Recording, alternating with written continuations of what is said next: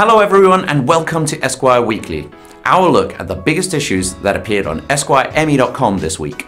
From celebrity news, style trends, gear advice, or the latest in entertainment and culture, we've got you covered. So without further ado, let's start the show.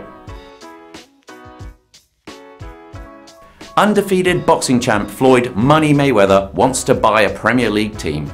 Money Mayweather's net worth is reportedly around $1 billion. But he actually doesn't seem that interested in spending that kind of money. He just kind of throws it around wherever he goes. To be fair, he might just be looking for the right investment. And that might come in the hands of the British Premier League club, Newcastle United.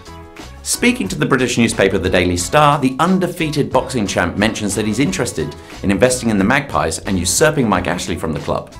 And with that, potentially bringing in Cristiano Ronaldo to Tyneside.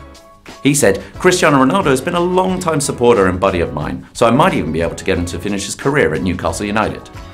Fans of the club will be thrilled. Pacific Rim Uprising has finally landed in the cinemas in the UAE. The follow-up of Guillermo del Toro's popular monster smash hit is here, and set 10 years since the original film took place. Predictably, the monsters are back, and it's up to a new generation of Jaeger pilots to save the world. While the previous film was only mildly entertaining, this one promises to be bigger and better. It's led by an all-star cast including Star Wars' John Boyega and Scott Eastwood. Following a similar story of mech versus monster, the Uprising scenes Boyega just tried to step out of his father's shadow and lead an earthly defense against the returning kaiju. It's in cinemas right now. Are mealworm burgers the future of food? The future of food is going to be weird. Well, that's according to Space 10, IKEA's external innovative food lab, who are toying around with the concept of putting mealworms into burgers. More accurately, it's been working on a series of experiments that are attempting to take the beef out of the burgers and replace them with a concoction of mealworms and root vegetables. Delicious.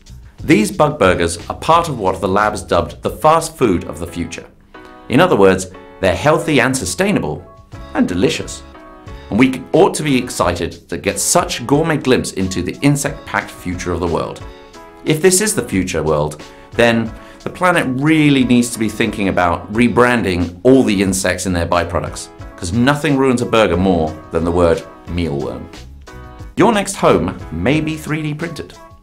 At this week's South by Southwest conference held every year in Austin, Texas, a brand new startup unveiled a technology device that will one day let you 3D print your very own home. The startup, called simply Icon, uses Vulkan 3D printers to create a single-story 60 square meter house.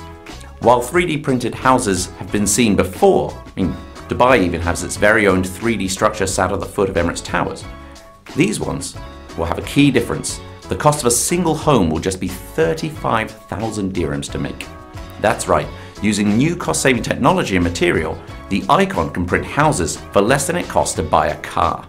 And that's just the current price.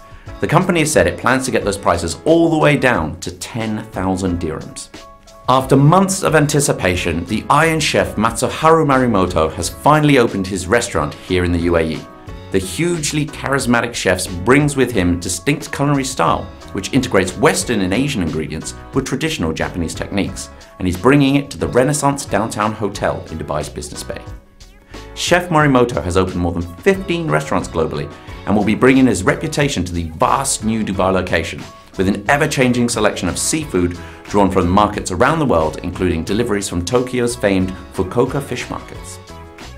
Morimoto Dubai will be open for dinner, featuring several of his signature dishes as well as traditional sushi served from a 24-seat sushi counter, a live teppanyaki counter, and headed by one of Morimoto's most highly regarded teppan chefs from his Michelin-star restaurants in Japan. So that's been another episode of Esquire Weekly. Now that you're all caught up, be sure to check out some other stories on EsquireEmmy.com, and don't forget to subscribe and let us know what you think about the show in the comments.